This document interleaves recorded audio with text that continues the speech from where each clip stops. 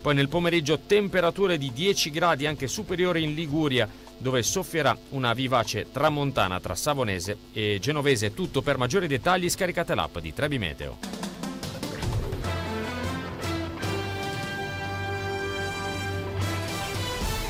L'economia e la finanza ogni giovedì su Babboleo News. Cosa succede in Liguria? Bentrovati da Fabrizio Valenza e da professor Marco Cassinis qua di fronte a me. Buongiorno a tutti, buongiorno agli ascoltatori. Docente universitario ed esperto di economia. Con il suo permesso inizierei questo nostro appuntamento in modo un po' rivoluzionario. Fischia il vento e furia la bufera, scarpe rotte pur bisogna andare. Molto rivoluzionario, oserei dire. Perché cominciamo così? Perché fischia il vento, professore? Partiamo dalla parte meno rivoluzionaria, oppure di novità per Genova. Arrivo volendo in treno la mattina, linee ferroviarie perfette, meglio del solito come puntualità, gran vento. Ieri c'è quindi stata... vento vero, vento fisico. Ieri c'è stata la neve, forse un po' ha messo in crisi il traffico qui a Genova. Sì, sono state un paio d'ore di difficoltà, perché in molti, come dire, hanno sottovalutato il problema, l'allerta meteo. Anche i mezzi pubblici si sono fatti trovare un po' così alla sprovvista, no gomme da neve, no catene, quindi un po' traffico un po' in difficoltà. Ecco, invece il lato rivoluzionario, se vogliamo parlare di questo, sindacati. È stata trovata una posizione unitaria per andare all'elezione del nuovo segretario della CGIL, il buon Landini, che abbandonate le felpe, forse perché è stato sorpassato da Salvini in questo senso, ma abbandonate la felpa e lo stile rivoluzionario, si è mosso negli ultimi mesi un po' sotto traccia per riacquisire un ruolo più di aplomb negoziale, e dovrebbe essere candidato unitario in sostituzione della Camusso. Interessante e utile questa cosa, sia perché questo sindacato non ha mai avuto spaccature all'interno come candidature, e anche perché credo che in questo periodo avere dei sindacati forti che tutelino l'interesse dei lavoratori e dell'economia italiana, perché non è che siano posizioni in antitesi, sia una cosa importante. Bene, aggiungerei che forse un giorno potremo anche suonare Wind of Change degli Scorpions per testimoniare un vento che non fischia ma che porta a un cambiamento. A proposito di cose che cambiano, anche qua forse un po' rivoluzionario. Qui è il commissario Auricchio. Ecco. Qui è il commissario Auricchio, che facciamo? Parliamo, è da tanto tempo che non lo facciamo. Non vale lo stronzo, sono il commissario Auricchio. Di che commissariato sei? Sei grande quando dici che tu ami l'incosciente. Quasi profetico, oserei dire, questo stacco dal film con Lino Banfi, perché commissario poi lo è diventato. Ma certo, da un lato, se parliamo di una sottile ironia come qui a Babboleo con l'economia, poi abbiamo i pirati dei Carugi, quindi che sorpassa, forse la politica li sorpassa come battute. Sì. Ecco, anche qui siamo con un sorpasso, nel senso, commissario l'è diventato, ovvero è stato presentato l'altro giorno da Di Maio come nuovo commissario nella delegazione italiana UNESCO. Devo dire che non è per forza delegittimando certe cose che si faccia bene, perché Banfi può essere certamente con un trascorso e un presente artistico molto valido, partito dalla commedia all'italiana, ma comunque ha portato avanti veramente tanto bello dell'Italia in quanto a costume, e poi ovviamente una persona può essere capace in ogni caso, e quindi si può dare tranquillamente la prova di quello che può portare avanti come discorso di qualità. Le parole del nuovo commissario UNESCO. Questa carica è bellissima, perché di solito in questi casi l'UNESCO, credo che le commissioni fino adesso si siano fatte con persone che sono plurilaureate in questo, in quell'altro, conoscono bene la geografia, i posti, i siti, gli ipogei, tutte queste cose che io non so. Io voglio portare solo un sorriso dovunque, in qualunque modo, anche nei posti più seri. Tra l'altro mi sembra che la sua nomina sia stata accolta anche dalla controparte politica, tutto sommato in modo così Ma è un personaggio bene, ecco, buono per l'Italia e quindi gli strali non si sollevano certamente verso di lui. Sentiamo cosa dice Matteo Renzi. La politica estera è una cosa terribilmente seria. Non prenderla sul serio porta all'isolamento del paese, quello che sta avvenendo in Italia oggi. Germania e Francia nel frattempo si mettono insieme. Merkel e Macron, mano nella mano, da qui sgrana, vanno avanti insieme, sanno che il futuro deve essere affrontato da accordi, da collaborazione. Noi invece abbiamo Di Maio che attacca Macron, che si schiera per i gilet gialli, che attacca il neocolonialismo francese in Africa. L'unico atto di politica estera ieri fatto dall'Italia è la nomina di Lino Banfi all'UNESCO, una nomina sinceramente discutibile. Ma certo è che fa meno danni Lino Banfi all'UNESCO di quanti danni facciano Salvini e Di Maio nelle istituzioni europee. Parla di danno, appunto, Matteo Renzi rispetto all'operato dei due vice primo ministro. Sì, parla di danno, ora ci arriviamo. Non credo infatti sia così dannoso questo danno di Banfi, vedremo, anche se l'approccio di Banfi stesso sulle plurilauree, conoscere bene i problemi, sembra quasi meno rilevante che il sorriso. Come sapete io ho un po' di rigidità e sono un estimatore del merito e dell'impegno, quindi le persone che sanno mi piacciono molto. Veniamo ai temi economici. E la politica estera italiana invece sta prendendo sempre più una brutta piega. Italia, Francia hanno una tradizione di rapporti che non viene messa in discussione.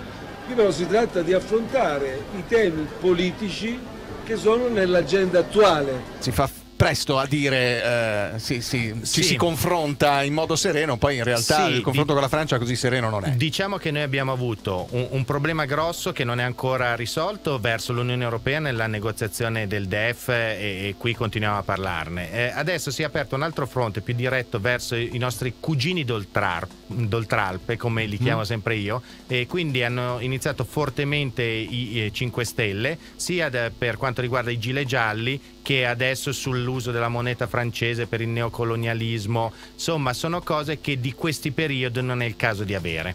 Sentiamo cosa dice Prodi rispetto a questa discussione.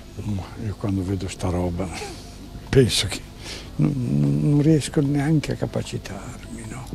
Anche se ci fossero dei problemi, eccetera, il modo di affrontarli con una superficiale brutalità, no? Di fronte ai problemi che sono così complessi, così raffinati, no? Però siamo in un'epoca in cui si pensa che si possa sempre agire col sì e col no, con i referendum, con questi cambiamenti di sovranità, e quindi appartiene anche questo episodio alla crisi della democrazia di oggi. La flemma, la velocità con cui spiega il contenuto Romano Prodi. Credo che tutti ci siamo immaginati Prodi mentre parla in questo modo, molto riflessivo, un'esperienza forte di studi, di gestione diplomatica, anche impegni a livello italiano, europeo, internazionale. Certamente è una persona che può dare una valutazione di equilibrio, quindi questo è importante. Non è il caso di acuire, anzi di creare e di acuire scontri, anche perché poi ci sono delle questioni aziendali, esatto, ci sono gli affari. Vincenzo Boccia. Non me lo spiego, per essere chiari. La Francia è il secondo paese al mondo in cui esportiamo, abbiamo tutto l'interesse ad avere ottimi rapporti, il che non significa non avere confronti serrati con i francesi a livelli di diplomazia e di governo. Forse calmierare i toni con un paese importante come la Francia è l'interesse dell'Italia, anche perché questo comporta che la Francia si allei sempre di più con la Germania e l'Italia alla fine in Europa rimane isolata. Noi abbiamo bisogno di più Europa e di più mondo, ricordiamolo che siamo la seconda manifattura d'Europa, abbiamo bisogno di mercati larghi a partire da quelli europei. Non litigate, questa chiarissimo. Sintesi. Se volete fare dei litigi per campagna elettorale fateli, ma non fate dei danni perché c'è del lavoro. Infatti, se si nota, c'era un accordo di Fincantieri già stoppato ai tempi dall'avvento di Macron per l'acquisto dei cantieri STX, è stato rimesso in carreggiata. Proprio l'altro giorno la Francia, parte in causa, ha segnalato all'antitrust europeo se ci fossero dei problemi. È quasi come dare l'avvertimento che se no si stoppa tutto. Non è il caso. Andiamo a Davos per il World Economic Forum 2019. Sì, è un momento importante. Tutti gli anni di questa stagione in Svizzera ci sono 5 giorni di incontri ad altissimo livello, tanta politica, tanto business e convergenza tra i due. Quello che ci interessa è per alcune dichiarazioni che possono emergere per l'Italia, Premier Conte. Noterei forse più le assenze che ci sono state a livello di capi di governo. Non c'era Trump per la questione del bilancio che blocca tutta la pubblica amministrazione americana, non c'era Macron per i gilet gialli, non ci sono Salvini e Di Maio, anche se magari adesso non abbiamo problemi particolari, o forse era meglio esserci per intavolare. C'è Conte appunto che porta avanti la nostra immagine e vediamo un po' cosa salta fuori da questi incontri. Ci sono un po' di grosse aziende pubbliche, da Enel, Generali e via dicendo. È interessante vedere il bilancio di questo forum, certe iniziative di pregio, quasi 320 milioni di budget fatturato tra costi e incassi, un piccolo margine, 9 milioni di euro almeno di spese in sicurezza, un cachet per il ticket per partecipare tra i 60.000 scarsi e i 600.000 scarsi. Perché 500... tutti possono partecipare, portando lì magari il nome della propria azienda. Sì, puoi andare, puoi avere il pacchetto per i tuoi delegati, ospiti, è una cosa interessante per stringere relazioni e alleanze.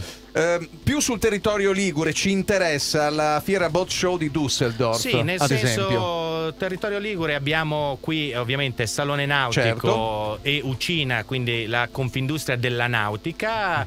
Salone Nautico quest'anno è andato piuttosto bene, anche già i rinnovi per l'edizione prossima sono quasi al 100%, erano stati da subito. In questi giorni a Düsseldorf c'è Boot alla tedesca o Boat all'inglese, fiera importante, abbiamo circa 140 aziende che partecipano. Ucina sta portando avanti il discorso di presentazione del Salone Nautico nelle varie fiere, ce ne sarà poi altre 2 o 3 in corso d'anno che seguono, dove portiamo avanti un po' le istanze e l'immagine della nautica italiana. Istanze e immagine invece di Genova nello specifico, nell'evento Genova and Friends, idee per il rilancio di Deloitte. Sì, Deloitte fa questo incontro, sono 3 anni, siamo adesso alla 3ª edizione, ci sarà settimana prossima, mercoledì 30, dalle 10 al Palazzo della Borsa, qui a Genova, un incontro interessante dove si mettono sul tavolo idee per far crescere e rilanciare la nostra Genova, presentazione anche del libro con casi di successo in questo ambito. C'era una testimonianza della precedente edizione di Eugenio Puddu, partner Deloitte. Troviamo spettacolari e suggestive testimonianze di aziende che con generosità si sono raccontate. Da queste testimonianze emerge un profilo dell'azienda tipica ligure che è impressionante perché al primo posto per le aziende incontrate c'è l'innovazione come fattore da far crescere, come fattore organizzativo nell'ambito dell'azienda. Al secondo posto c'è la qualità e l'affidabilità dei servizi e dei prodotti, e al terzo posto c'è l'arte del saper fare, una tipicità del territorio. Saper fare vuol dire trasmettere le conoscenze di generazione in generazione, perfezionare valori, trasmettere pensieri, abitudini. Quindi quello che emerge è un quadro suggestivo per densità e statura in termini di profilo di imprenditorialità riconosciuto sul territorio. Il sindaco di Genova ci dice perché investire a Genova e in Liguria. La qualità di vita, la capacità delle nostre persone. Il costo del lavoro è del 15% inferiore rispetto a Milano, 30% rispetto a Parigi, 60% rispetto alla Germania. L'amministrazione che aiuta, che vuole aiutare, che vuole fare in modo che ci sia un bel pacchetto per quelli che vengono a investire qua. Tutto questo fa un pacchetto che secondo me è secondo nessuno. Qualità del territorio ma anche qualità umane. Qualità del territorio, qualità umana, capacità dell'amministrazione di poter aiutare le aziende che vengono qui. Queste 3 cose sono difficili da trovare in giro, tutte e 3 assieme. Ieri lo yachting, oggi questo convegno, qualcosa si muove? Si muove tanto, ieri già anche l'Ascom ha preparato gli Stati Generali con un sacco di belle idee per portare avanti anche il discorso del commercio qui a Genova e in Liguria. Ci stiamo muovendo nella direzione giusta, il 29 faremo gli Stati Generali. 10 ragioni per investire a Genova, c'è un opuscolo in uscita, ne parliamo tra pochissimo. Economia e finanza qui su Babboleo News. Cosa succede in Liguria? Il mondo capovolto viaggi? Allora ti sposi! Esiste un solo mondo a Genova dove la lista nozze è unica e personalizzata. È il mondo Capovolto Viaggi, un mondo di professionalità e consulenza per Australia, Stati Uniti, Polinesia e altri paradisi lontani. Ti aspettiamo anche il sabato mattina in via Corsica 9 Rosso e in via Pisa 30 Rosso. Il mondo Capovolto Viaggi, gli specialisti dei viaggi di nozze. L'amore per la cucina nel mio ristorante non manca mai. Nel mio albergo ogni cliente si sente come a casa. Lavorare come barman mi sorprende ogni giorno. Fai del tuo lavoro la tua passione. L'assessorato alla formazione della Regione Liguria, attraverso il Fondo Sociale Europeo, ha aperto il bando Formare al Turismo, riservato a giovani e adulti disoccupati in possesso di diploma o qualifica triennale. 47 corsi di formazione, dal barman al tecnico del marketing, dall'accompagnatore turistico fino al programmatore di software cyber security per il turismo. 390 posti di lavoro garantiti. Per informazioni regione.liguria.it. 3, 2, 1, azione! Da oggi tutta la nostra collezione di materassi, reti motorizzate e guanciali la puoi avere con sconti reali fino al 50%. Vi aspettiamo a Pegli, Sestri, via Bologna e a San Martino. Ti sei dimenticato Piazza Dante, Marco? Perdi colpi? E saranno i 50 anni. Stop! Vai col sito! dolcedormiregenova.com. Dolce dormire, la vera qualità. Nuova Real Bodies a Milano Lambrate. Una mostra completamente rinnovata con tantissime novità. Nuova Real Bodies, oltre il corpo umano. Una mostra che nessuno ha mai visto. A Milano Lambrate, ultima tappa in Italia. realbodies.it. Babboleo News. Cosa succede in Liguria? Dopo la neve di ieri in Liguria, in queste ore la preoccupazione è legata al ghiaccio sulle alture e in particolar modo al vento forte a Genova, proprio a causa del forte vento chiusi i cimiteri e parchi comunali, sopraelevata vietata a motocicli, telonati e furgonati e sempre per il vento in porto, chiusi i terminal di Voltri e SEC, pesanti le ripercussioni sulle autostrade. La Digos della Questura di Genova ha acquisito i filmati della videosorveglianza cittadina nella zona di Salita Santa Brigida, dove ieri mattina sono comparse le scritte contro Guido Rossa, il sindacalista della FIOM CGIL ucciso 40 anni fa dalle Brigate Rosse. Le scritte potrebbero essere state fatte da una o due persone gravitanti nell'area antagonista. Oggi via il primo taglio per la demolizione del ponte Morandi a Genova, probabilmente le aziende incaricate lo tireranno giù tra domani e lunedì, conferma arrivata dal commissario alla ricostruzione Marco Bucci. Si parte dalle ringhiere e dalle parti metalliche. Stiamo rispettando perfettamente i tempi del piano operativo di lavoro, ha spiegato Bucci, piano che può comunque cambiare, ma per ora le date del 31 marzo per inizio dei lavori di ricostruzione e fine anno per l'impalcato sono fisse. Tegola per l'attacco della Sampdoria, brutto infortunio per Gianluca Caprari, che ha riportato la frattura del perone della gamba destra in allenamento.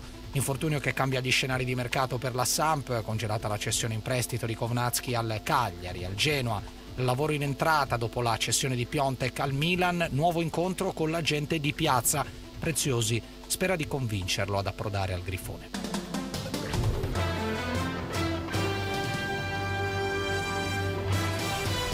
Ogni giovedì si parla di economia e di finanza su Babboleo News. Cosa succede in Liguria? Io sono Fabrizio Valenza, qua vicino a me c'è l'economista e docente universitario Marco Cassinis. Vi abbiamo lasciati così con la prospettiva di avere 10 buone ragioni per investire a Genova. C'è un opuscolo distribuito dall'assessorato allo sviluppo economico del comune che racconta proprio di questi vantaggi che avrebbe un'azienda a investire a Genova, a scegliere Genova piuttosto che Milano o altre località. Professore. Sì, è un confronto tra le principali capitali, diciamo, mondiali, fa un'attività di benchmarking e ovviamente Genova ha tutta una serie di pro, quindi se tu apri un'attività qui puoi avere sgravi per il personale, la tassazione, dei costi di esercizio con gli affitti decisamente più bassi, magari il 300-400% in meno rispetto a Milano. Hai tutta una serie di facility come abbiamo abbiamo detto anche quando abbiamo spiegato il rapporto sulla qualità della vita, il clima, il meteo, non solo però servizi, palestre, teatri eccetera. In sé è una buona iniziativa, speriamo che questo spinga. Ovviamente si può anche sommare a situazioni già nazionali come sgravi e contributi. Credo che la questione vera sia poi creare il lavoro, ovvero l'esigenza di business da parte dell'imprenditoria. È ovvio che soprattutto sulle realtà più piccole potrebbe avere un impatto anche piuttosto forte, più difficile sui 50, 100, 200 dipendenti, perché spesso negoziano coi governi, come è stato fatto per Apple o cosa, però è interessante, ci si prova perlomeno. Voltiamo pagina, una bella iniziativa per sabato. Sabato 26 gennaio tornano le arance della salute di AIRC per sostenere il lavoro di 5.000 ricercatori e ricordare cosa possiamo fare quotidianamente per ridurre il rischio di cancro. 20.000 volontari AIRC coloreranno 3.000 piazze con le arance della salute, frutto simbolo dell'alimentazione sana e protettiva. Sabato cerchiamo le arance della salute nelle piazze delle nostre città. Aiuteremo AIRC e i suoi 5.000 ricercatori a costruire un futuro sempre più libero dal cancro. Per trovare le arance della salute, anche il miele e la marmellata, collegati al sito airc.it oppure al numero speciale 840 001 001. Lo faremo senz'altro. Loredana Carso, coordinatrice delle manifestazioni AIRC in Liguria. Ecco, c'è da dire, tema sociale ottimo. Non dimentichiamo che il sociale, che poi anche nel DEF ha avuto dei problemi, ora si è reinstradato sui binari corretti, è economia, nel senso, dove non arriva lo Stato, spesso arriva il sociale. AIRC fa tanta ricerca, quindi investimenti in ricerca, sono posti di lavoro, ricerca soprattutto su temi sanitari, tumori, quindi e poi c'è un indotto anche collegato, quindi il volontariato che fanno le persone e chi va a donare. Poi investite in queste sacche di arance perché fanno bene alla salute, ti fai la spremuta ma ti puoi fare anche molto altro. Ma infatti compratene tante, potreste per esempio farci una torta, quella che ci suggerisce Simonetta Piccardo, che è la partecipante genovese a Masterchef. Io vi lascio una ricetta dove farete il pieno di vitamina C, la torta rovesciata all'arancia di Simonetta, 250 grammi di farina, 100 grammi di zucchero, 3 uova, succo di un'arancia, 3 arance da affettare più la scorza di una tazzina di olio di semi, una bustina di lievito per dolci, un vasetto di yogurt bianco e un pizzico di sale. Per il caramello servono 130 grammi di zucchero, succo di un'arancia e un pizzico di sale. Potete vedere le foto e gli ingredienti e la preparazione alla mia pagina Facebook o su Instagram. Non mi resta che dirvi buona vitamina a tutti, ciao! Ma grazie, Simonetta Piccardo, cercatela su Instagram e su Facebook. Suggerirei alla Piccardo, io ho visto la foto della torta, se ce la vuole portare assaggio volentieri, sappiamo cosa farne. Sì, per la ricerca. Quindi donate, mi raccomando, sabato. Questo ed altro per la ricerca. Premio birraio dell'anno alla 10ª edizione. Sì, siamo sempre con il cibo in mente, componente forte dell'economia, una segnalazione per quanto ci riguarda data anche da Coldiretti, perché i genovesi e i liguri sono stati protagonisti in questo senso. Un premio che si svolge a Firenze, è un'iniziativa nazionale sulle birre artigianali. Ce lo presenta Nicola Uzzeri, Network Fermento Birra. Birraio dell'anno è un festival che è andato in scena a Firenze dal 18 al 20 gennaio, che è costruito attorno ad un premio che vede riconoscere il miglior birraio dell'anno passato. In pratica vengono coinvolti 100 giudici individuati dal Network Fermento Birra nel territorio italiano e gli hanno chiesto di esprimere delle votazioni, delle preferenze su chi è stato il miglior produttore italiano del 2018. Ecco, sulla base di queste informazioni riusciamo a stilare una classifica e portiamo a Firenze, in questo festival della durata di 3 giorni, 20 birrai candidati al titolo di birraio dell'anno e 5 birrai candidati al titolo di birraio emergente, che è una categoria che premia i birrai con meno di 2 anni di attività. Il festival è andato bene, c'è stata una crescita del 15%, siamo intorno alle 6.500 presenze, c'è grande interesse intorno al fenomeno della birra artigianale e questo è un evento destinato al pubblico degli appassionati e dei beer lovers, perché trovano con una selezione incredibile 190 birre provenienti da tutta Italia e selezionate in maniera accurata. Ci sono poi degustazioni guidate, incontri, street food. Sono in pratica 3 giorni veramente di tributo alla buona birra artigianale italiana. Nicola Uzzeri, Network Fermento Birra, che ci ha raccontato questo premio birrario dell'anno. C'è anche del territorio, professore. Certo, abbiamo questo premio che è un po' come dire il pallone d'oro delle birre. Sulla tecnicalità abbiamo 2 liguri, da Sassello, diciamo il Cristiano Ronaldo degli emergenti. Giorgio Masio, birrificio Altavia di Sassello. Sono Giorgio Masio, birrificio Altavia. Il nostro birrificio agricolo che ha sede a Sassello in provincia di Savona.